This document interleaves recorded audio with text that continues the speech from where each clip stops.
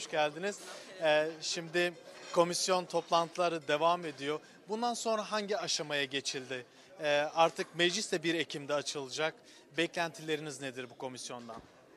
Ya komisyonun dinlemeleri aslında çok uzatmadan son vereceğine dair en azından bir genel tahammül var. Yani bir 3 ya da 5 oturum daha dinlemelere devam ettikten sonra artık bu sürecin çözüm raporunu, çözüm çerçeve raporunu aslında oluşturup bunu genel kurula göndermek üzerine bir genel mutabakat var. O anlamıyla bu raporun hızla kaleme alınması gerekiyor. Bunun tartışılması gerekiyor. Tabii bizim komisyona dair beklentimiz çok açık. Sürece dair yasaları mutlaka önermesi gerekiyor genel kurula ve ihtisas komisyonlarına göndermesi gerekiyor. O anlamıyla demokratik entegrasyon yasaları dediğimiz ya da geçiş süreci yasalarını hızla çıkarması gerekiyor. Ne demek istiyoruz? Yani elinde silah tutan ve bu silahı bırakmak isteyen insanların ülkeye dönüşünü, siyasal ve toplumsal hayata, sosyal hayata katılımlarını, ekonomik hayata katılımlarını sağlayacak yasaların yapılmasına ihtiyaç var.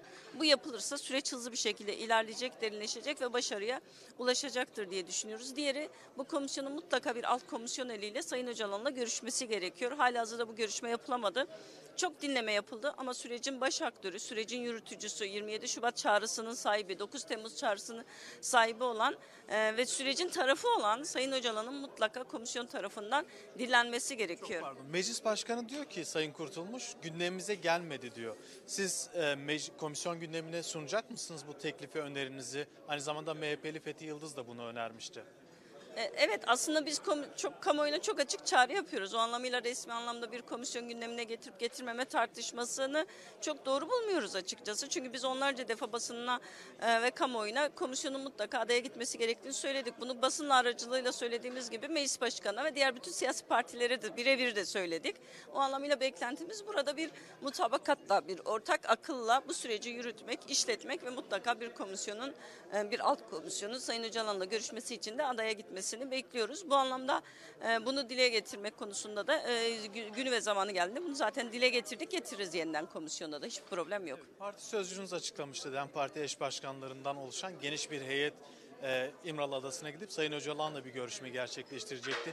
Bununla ilgili var mı bir gelişme, bir tarih, takvim belirlendi mi acaba? Şu an için bir gelişme yok. Yani bu bizim beklentimiz, talebimiz aynı zamanda. Gerçekten partimizin eş başkanlarının başkanlığında bir heyetin adaya gitmesi ve Sayın Öcalan'la bu süreci görüşmesi, tartışmasının çok önemli olacağını düşünüyoruz. Bunu zaten kamuoyuna da parti sözcümüz ifade etti ama halihazırda bu konuda bir gelişme yok. Bu da bir sorunsallık, yani sorunsallık dersek bu bir nasıl diyelim?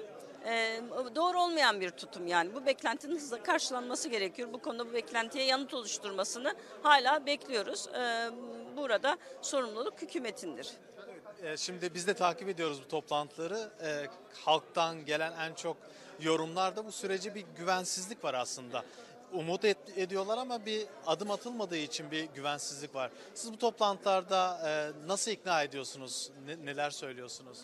Şimdi süreci tabii ki güven arttırıcı adımlara ihtiyaç var. Toplumdaki güvensizlik ya da halkımızın soruları çok haklı sorular. Bunların bir altyapısı var, bir tarihsel arka planı var. Bu soruları yadsıyamayız ya da bu soruları kulak ardı edemeyiz. Fakat temel motivasyon kaynağımız burada şu olmalı. Biz bütün bu güvensizliği aştıracak adımları attıracak bir mücadele hattına girmemiz gerekiyor. Yani sadece evimizde oturarak, sadece şunu da yapmadılar, bunu da yapmadı, o da bunu yapmadı, bu da bunu yapmadı diyerek bu süreçte güven inşa edilemez. Öncelikle tabii ki tarafların, herkesin üzerine siyaset kurumunun bu güveni inşa etmesi gerekiyor. Bu anlamıyla birinci sorumluluk tabii ki siyaset kurumunda, hükümetin kendisinde, ama toplumun da güven arttırıcı adımlar için basınç uygulaması gerekiyor. Çünkü sonuçta şunu çok iyi biliyoruz. Barış vaat edilen ve lütfedilen bir şey değil. Barış mücadeleyle gelecek bir şey. Kürt sorunun demokratik çözümü de mücadeleyle gelecek bir şey. Onun için burada mücadele etmek gerekiyor, örgütlenmek gerekiyor. Hep beraber sesimizi yükseltmek gerekiyor ki bütün bu güvensizlik ortamı da ortadan kalkabilsin. Çok teşekkür ederiz.